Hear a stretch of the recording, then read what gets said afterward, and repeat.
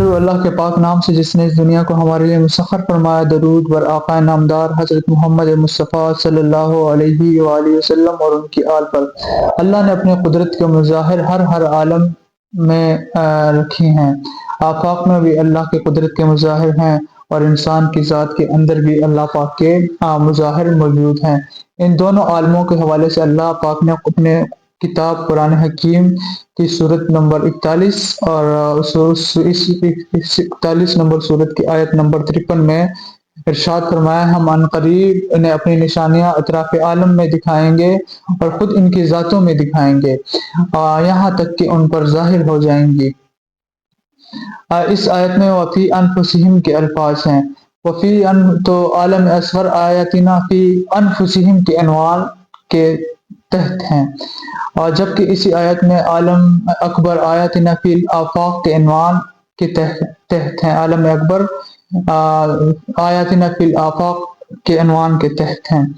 عالم اصغر جو ہے وہ اس عالم اصغر میں انسان آتا ہے، انسان کی ذات، اس کے مختلف اعضاء جیسے کہ ناک، کان، آنکھیں، کان، بطن، پھیپھڑے، گردے اور دل وغیرہ ہیں، یہ عالم اکبر میں آتے ہیں۔ عالم اصغر میں آتے ہیں۔ عالم اکبر، اس عالم میں وہ ساری کائنات ہے جو اللہ نے تخلیق فرمائی ہے، جس میں سورج، چاند، ستارے، سیارے، کہکشائیں، الغرض قدرت کے تمام مناظر عالم اکبر ہیں، خواہ وہ پوشیدہ ہیں یا ظاہر ہیں۔ اس سے مراد جو ہماری کائنات ہمیں پتہ ہے، زمین ہے، چاند، ستارے، مشتری، مریخ، یہ ان کا ہمیں پتہ ہے۔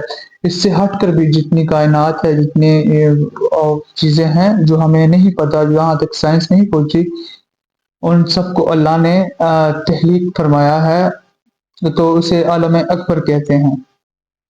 اللہ نے ان دونوں عوالم یعنی دونوں عالموں عالم اصغر اور اکبر میں بہت ساری چیزیں قدر مشترک رکھی ہیں، ایک جیسی رکھی ہیں، جو پوشیدہ بھی ہیں، مشترک رکھی ہیں۔ مثلاً پوشیدہ ہیں، نظر نہیں آتی، جیسے مثلاً انسان کے اندرونی اعضاء ایک دوسرے کے ساتھ متعلق رہتی ہیں، کوآرڈینیٹ کرتی ہیں، ایک دوسرے کے ساتھ کوآرڈینیشن کر کے چلتے ہیں یہ ساری چیزیں۔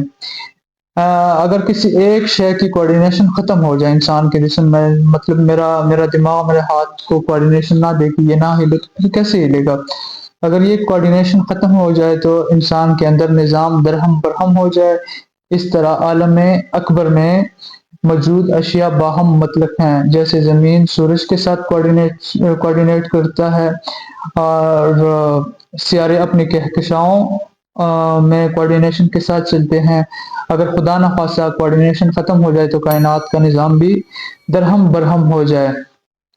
جس طرح عالم اصغر یعنی انسان کی حقیقت روح ہے، انسان کی حقیقت روح ہے، روح کے بغیر تو انسان نہیں ہے نا، انسان تو مردہ ہے، اور انسان جب آیا تھا تو روح کے ساتھ آیا تھا، تو روح نہ ہوتی تو انسان بھی نہ ہوتا۔ تو جس طرح عالم اصغر انسان کی حقیقت روح سے ہے جو نظر نہیں آتی مگر انسان کو زندہ اور تبندہ اور حرکت میں رکھتی ہے، اسی طرح لازم آتا ہے کہ کل کائنات کی صورت میں موجود عالم اکبر کو زندہ اور حرکت میں رکھنے کے لیے بھی ایک روح موجود ہے۔ عالم اکبر کو حرکت میں اور زندہ رکھنے کے لیے بھی ایک روح موجود ہے، جیسے انسان کے جسم کو زندہ رکھنے اور حرکت میں رکھنے والی روح ظاہری آنکھ سے ہم نہیں دیکھ سکتے، اسی طرح اس کل کائنات کو بھی حرکت میں رکھنے والی ایک روح ہے۔ اس کل کائنات کو بھی حرکت میں رکھنے والی ایک روح ہے جو ظاہری آنکھ سے پناہ ہے، اس آنکھ سے ہم نہیں دیکھ سکتے۔ تو اس عالم کا وجود کیسے آیا، اس پر پھر ہم کبھی ویڈیو کریں گے۔ اس بات سے اجازت چاہوں گا، ہدایت ان کا دروازہ کھٹکھٹاتی ہے جو ہدایت کے طلبگار ہوں۔ اگلی ویڈیو تک کے لیے اللہ حافظ۔